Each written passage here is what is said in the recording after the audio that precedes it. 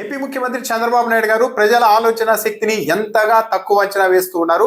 వాళ్ళతో ఏ విధంగా చంద్రబాబు నాయుడు గారు ఆడుకుంటున్నారు అన్నది తెలుగుదేశం పార్టీ కార్యవర్గ ప్రమాణ స్వీకారోత్సవం సందర్భంగా చంద్రబాబు నాయుడు గారు చేసిన 2-3 వ్యాఖ్యలు బట్టి చాలా క్లియర్ గా అర్థం చేసుకోవచ్చు.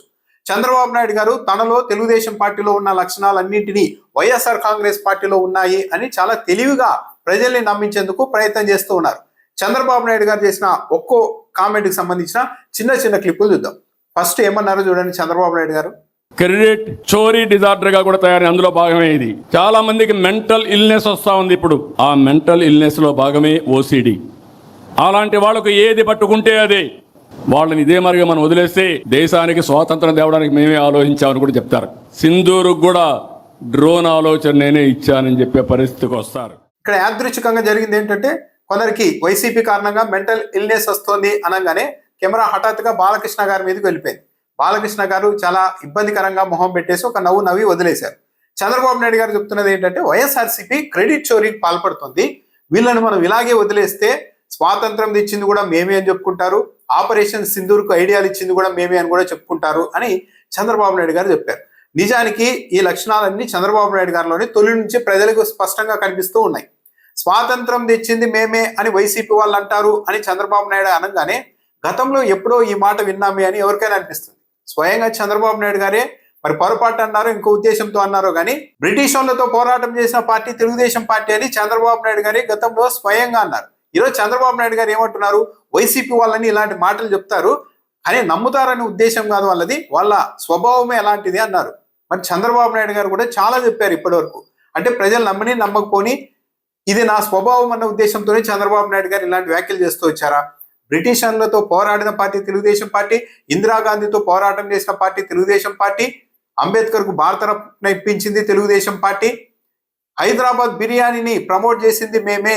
హైదరాబాద్ బిర్యానీని ప్రమోట్ చేయడం ద్వారా అప్పటికే 100 ఏళ్ల చరిత్ర ఉన్న బిర్యానీని తాను ప్రమోట్ చేసి హైదరాబాద్ లోని ముస్లింలను కోటీశ్వర్లను చేశానని చెప్పారు చంద్రబాబు నాయుడు గారు. హైటెక్ సిటీకి సంబంధించిన విజన్ మొత్తం నేదురుమల్లి జనార్దన్ రెడ్డి గారు, రాజీవ్ గాంధీ గారిది అయితే హైటెక్ సిటీ దగ్గర సైబర్ టవర్లకు వాళ్ళ శంకుస్థాపన కూడా చేస్తే చంద్రబాబు నాయుడు గారు అది నా విజన్ అని చెప్పుకున్నారు. ఇలాంటి క్రెడిట్ చోరీలు, అతిశయోక్తిగా మాట్లాడాలు, సెల్ ఫోన్ తెచ్చింది నేనే, తెలంగాణ వాళ్ళకి అన్నం తినిపించడం నేర్పించింది మేమే, తెలంగాణ వాళ్ళు ఉదయం లేచేలాగా నేర్పించింది మేమే, ఇలా చెబుతూ పోతే ఈ ప్రపంచంలో ఈ దేశంలో ఏ జరిగినా సరే చివరకు పెద్ద నోట్ల రద్దు నా ఐడియా అని ఏం చెప్పారు చంద్రబాబు నాయుడు గారు అన్ని కూడా తాను క్లెయిమ్ చేసుకుంటూ ఉంటారు, క్రెడిట్ చోరీకి పాల్పడుతూ ఉంటారు. అలాంటి చంద్రబాబు నాయుడు గారు ఇప్పుడు హఠాత్తుగా వైసీపీ వాళ్ళు అలాంటి పని చేస్తారు, వీళ్ళైతే వీళ్ళని ఇలాగే వదిలేస్తే స్వాతంత్రం తెచ్చింది మేమే అని చెప్పుకుంటారు, ఆపరేషన్ సింధూర్కి ఐడియాలు ఇచ్చింది మేమే అని చెప్పుకుంటారు అని చంద్రబాబు నాయుడు గారు అంటున్నారంటే తనలో ఉన్న లక్షణాలన్నింటినీ వైసీపీ వాళ్ళకు ఆపాదించేందుకు చంద్రబాబు నాయుడు గారు సిద్ధమయ్యారన్నది అర్థమవుతుంది. చంద్రబాబు నాయుడు గారు ఇంకో వ్యాఖ్య కూడా చేశారు. వాళ్ళ ఆశయాలకు అడ్డంగా ఎవరైనా వస్తే ఎంతకైనా తెగాయించే పరిస్థితి వస్తుంది. వైసీపీ వాళ్ళు తమ ఆశయాలకు ఎవరైనా అడ్డు వస్తే ఎంతకైనా తెగించే పరిస్థితికి వెళ్ళిపోయారని చంద్రబాబు నాయుడు గారు చెప్తున్నారు. ఇది పూర్తిగా 100కు 100% రాజకీయాల్లో తెలుగుదేశం పార్టీకి యాప్ట్ అయ్యే అంశం ఇది. ఎందుకంటే తన ఆశయాల కోసం, ముఖ్యమంత్రి కావాలి అన్న తన ఆశయం కోసం సొంత మామైన ఎన్టీఆర్ గారిని ఏ విధంగా కూల్చేశారు అన్నది ఈ రాష్ట్రం మొత్తం చూసింది. ఆ రోజు ఎంత పకడ్బందీగా ప్లాన్ చేశారు మీడియా సంస్థలతో కలిపి అన్నది ఈ రాష్ట్రం అంతా చూశారు. తాను ముఖ్యమంత్రిగా మళ్ళీ ఇంకోసారి గెలవాలన్న ఆశయంతో నరేంద్ర మోడీ గారిని రాక్షసుడు అన్నది చంద్రబాబు నాయుడు గారే. మళ్ళీ ముఖ్యమంత్రి అవడం కోసం అదే నరేంద్ర మోడీ గారితో పొత్తు పెట్టుకొని మోడీ గొప్ప నాయకుడు అని చెప్తున్నది కూడా చంద్రబాబు నాయుడు గారే. అంటే తన ఆశయాల కోసం చంద్రబాబు నాయుడు గారు హై ఎండ్ గానే వెళ్తారు, లోకైనా వస్తారు అన్నది చంద్రబాబు నాయుడు గారికి అది పూర్తిగా వర్తిస్తుంది. తమ ఆశయాలకు అడ్డొస్తే వైసీపీ వాళ్ళు ఎంత దూరమైనా వెళ్తారని చెప్తున్నారు. కానీ ఈ 2 ఏళ్ల కాలంలో చూస్తే చంద్రబాబు నాయుడు గారు తన అధికారం కోసం, తన ఆశ కోసం ఎంత దూరమైనా వెళ్తున్నారన్నది ఈ ప్రజలందరికీ అర్థమవుతుంది.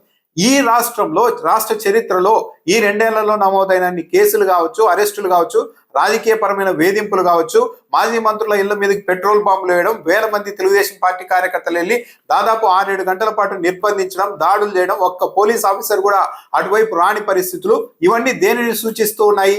చంద్రబాబు నాయుడు గారు వైసీపీ వాళ్ళకు ఆపాదించాలనుకుంటున్న ఆశయాల కోసం అడ్డొస్తే ఎంత దూరమైనా వెళ్తారు అన్నది తెలుగుదేశం పార్టీ ఐడియాలజీ అన్నది అర్థమైపోతుంది. కానీ చంద్రబాబు నాయుడు గారు దాన్ని కూడా వైసీపీ వాళ్ళ మీద రుద్దే ప్రయత్నం చేస్తున్నారు. ఇంకో పక్కన ఎక్కడన్నా డబ్బులు తేవాలంటే దానికి కావాలని కంప్లైంట్స్ పెట్టి అడ్డు పెట్టే ప్రయత్నం చేస్తున్నారు. ఎక్కడికక్కడ నిధులు రాకుండా తప్పుడు ఫిర్యాదులు చేయడం, కోర్టులో పిటిషన్లు వేయడం. డబ్బులు తీసుకోవాలంటే ఫిర్యాదులు చేస్తున్నారు, నిధులు రాకుండా ఫిర్యాదులు చేస్తున్నారు, కోర్టుల్లో పిటిషన్లు వేయడం లాంటివి చేస్తున్నారని చంద్రబాబు నాయుడు గారు చెప్తున్నారు. కోర్టుల్లో పిటిషన్లు వేయడం అన్నది ఏపీ హైకోర్టు చరిత్రలోనే ఆల్ టైమ్ రికార్డుగా ఎప్పుడు నమోదైంది. జగన్మోహన్ రెడ్డి ముఖ్యమంత్రిగా ఉన్నప్పుడు ఏ నిర్ణయం తీసుకున్నా సరే ఆ మరుసటి రోజే ఏపీ హైకోర్టులో ప్రజా ప్రయోజన వ్యాజ్యం పేరుతో తెలుగుదేశం పార్టీ మద్దతుదారులు పిటిషన్లు వేసేవారు. అప్పట్లో పెద్ద ఎత్తున కథనాలు కూడా వచ్చాయి. ఒక ప్రభుత్వం మీద ఇన్ని పిల్లు దాఖలవ్వడం అనేది ఈ సమయంలో ఆల్ టైమ్ రికార్డ్ అని పత్రికల్లో కథనాలు కూడా వచ్చాయి. అంటే చంద్రబాబు నాయుడు గారు చివరకు పేదలకు సంబంధించిన ఇళ్ల పంపిణీ మీద కూడా కోర్టుల్లో కేసులు వేసింది తెలుగుదేశం పార్టీ. అంటే Telugu Desam party all time record స్థాయిలో వైసీపీ ప్రభుత్వానికి వ్యతిరేకంగా కోర్టుల్లో పిటిషన్లు వేసింది. కానీ ఇప్పుడు చంద్రబాబు నాయుడు గారు ఏం చెప్తున్నారు, వైసీపీ వాళ్ళు కోర్టుల్లో పిటిషన్లు వేస్తున్నారని చెప్పారు. ఎన్ని పిటిషన్లు వేశారు ప్రభుత్వానికి వ్యతిరేకంగా? తెలుగుదేశం పార్టీ హయాంలో 100 రికార్డు, ఆల్ టైమ్ రికార్డ్. పైగా డబ్బులు రాకుండా ఫిర్యాదులు చేస్తున్నారని చంద్రబాబు నాయుడు గారు చెప్తున్నారు.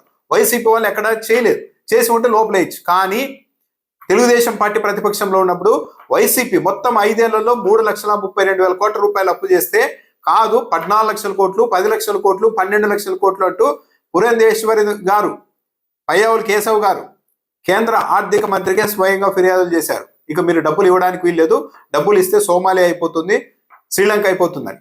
అంటే చంద్రబాబు నాయుడు గారు చేసిన పనులన్నింటినీ మళ్ళీ ఈ రోజు కూడా వైసీపీ మీద ఆపాదిస్తున్నారు. వైసీపీ వాళ్ళు నిధులు రాకుండా అడ్డుకుంటున్నారని. వైసీపీ వాళ్ళు నిధులు రాకుండా అడ్డుకునే పరిస్థితి ఉంటే వైసీపీ మొత్తం 5 ఏళ్ల కాలంలో 3,32,000 కోట్ల రూపాయలు అప్పు చేస్తే దానికే శ్రీలంక, సోమాలియా అన్నారు కదా. మరి ఈ 2 ఏళ్లు కూడా పూర్తి కాకముందే ఏకంగా 3.5 లక్షల కోట్ల రూపాయలు అప్పు తెచ్చేశారు. వైసీపీ వాళ్ళు అడ్డుపడుతుంటే ఈ స్థాయిలో అప్పు ఎలా తేయగలిగారు చంద్రబాబు నాయుడు గారు? చివరకు గనుల్ని తాకట్టు పెట్టి అప్పులు తెస్తున్నారు. ఫేక్ ప్రచారంతో ఒక పటిష్టమైనటువంటి యంత్రాంగాన్ని ఎస్టాబ్లిష్ చేశారు. వీళ్ళు మాట్లాడతారు, వాళ్ళ పేపర్లో పబ్లిసైజ్ చేస్తారు, సోషల్ మీడియాలో విస్తృతంగా ఈ ఫేక్ ప్రచారాన్ని చేసి కడాన మనకు కూడా అనుమానం వస్తుంది. చంద్రబాబు నాయుడు గారు ఇచ్చిన ఈ స్టేట్మెంట్ మాత్రం ఎవరికైనా దిగ్భ్రాంతి కలిగిస్తుంది. ఈ దేశంలో ప్రతి ఒక్కరికి తెలుసు, రాజకీయాల మీద అంతో ఇంత అవగాహన ఉన్నవాళ్ళు తెలుగుదేశం పార్టీకి ఉన్నంతగా వ్యవస్థీకృతమైన, చాలా ప్రతిష్టమైన, ప్లాన్డ్ గా నిర్మించబడిన మీడియా అన్నది ఈ దేశంలో ఏ రాజకీయ పార్టీకి కూడా లేదని. కానీ చంద్రబాబు నాయుడు గారు ఏమంటున్నారు, వీళ్ళు ఒక ప్రతిష్టమైన ఒక వ్యవస్థను ఏర్పాటు చేసుకున్నారు ఫేక్ ప్రచారం చేయడానికి. తొలుత నాయకులు మాట్లాడతారు, పత్రికల్లో రాయించుకుంటారు మరుసటి రోజు, ఆ తర్వాత సోషల్ మీడియాలో చెప్తారని చెప్తున్నారు. ఇది మొత్తం దశాబ్దాలుగా చేస్తున్నది చంద్రబాబు నాయుడు గారు. ఎందుకు రీసెంట్ ఎగ్జాంపుల్, కడపలో దస్తగిరి అనే వైసీపీ కార్యకర్త హత్య జరిగితే ఆయన సతీమనే వైసీపీ వాళ్ళకి సంబంధం లేదు, ఇది గంజాయి బ్యాచ్ చంపేసిందని చెప్తే తొలి రోజుల్లో ఈనాడు, ఆంధ్రజ్యోతి పత్రికలు కూడా అలాగే కథనాలు రాస్తే ఆ తర్వాత వైసీపీ మీదకు మళ్లించడం కోసం వారం రోజుల పాటు రోజుకో మంత్రి చేత దస్తగిరి హత్య వైసీపీ వాళ్ళే చేయించారని మాట్లాడించడం, ఆ మరుసటి రోజు ఈనాడు పత్రికలో తొలి పేజీలోనే ఆ వార్త వచ్చేలాగా చేయడం, ఆ తర్వాత సోషల్ మీడియాలో విపరీతంగా వైరల్ చేయడం, తెలుగుదేశం పార్టీ నాయకులు మాట్లాడడం, ఇదంతా చేశారు. ఇలాంటి వ్యవస్థీకృతంగా ప్రతిష్టమైన వ్యవస్థను నడుపుతున్నది చంద్రబాబు నాయుడు గారు. కానీ వైసీపీ వాళ్ళు ఈ పని చేస్తున్నారు అని చెప్పి ఈరోజు మాట్లాడుతూ ఉన్నారంటే తమలో ఉన్న లక్షణాలు, తమ వ్యూహాలు, తమ కుట్రలు అన్నింటినీ కూడా వైసీపీకి ఆపాదించాలని చంద్రబాబు నాయుడు గారు చాలా పకడ్బందీగా ప్రయత్నం చేస్తూ ఉన్నారన్నది ఇక్కడే చాలా క్లియర్ గా అర్థమైపోతోంది. పకడ్బందీగా వైసీపీ ఫేక్ ప్రచారం చేస్తోందని చంద్రబాబు నాయుడు గారు అంటున్నారు. కాదు, తెలుగుదేశం పార్టీ మెయిన్ స్ట్రీమ్ మీడియానే చాలా పకడ్బందీగా 5 ఏళ్ల పాటు అసత్య ప్రచారం చేసింది అన్నది ఇప్పుడు ప్రూవ్ అవుతోంది. ఇదే ఈనాడు, ఆంధ్రజ్యోతి పత్రికల్లో ఏం రాశారు, వైసీపీ హయాంలో 10 లక్షల కోట్లు, 15 లక్షల కోట్లు అప్పని రాశారు. కానీ అసెంబ్లీ వేదికగా పయ్యావుల కేశవ్ గారే మొత్తం వైసీపీ హయాంలో అంతకుముందు ప్రభుత్వాలు చేసిన అప్పు మొత్తం అంతా 4.5 లక్షల కోట్లు అని కూడా చెప్పలేదు. చివరకు వైసీపీ హయాంలో 5 ఏళ్లలో చేసిన అప్పు 3,32,000 కోట్లు అని తేలింది. కానీ 14 లక్షల కోట్లు, 15 లక్షల కోట్లు అంటూ ఆర్థిక మేధావుల పేరుతో కొందరితో ఇంటర్వ్యూలు చేసి ఒక పకడ్బందీగా ఒక ఫేక్ ప్రచారం చేసింది Telugu Desam party main stream media.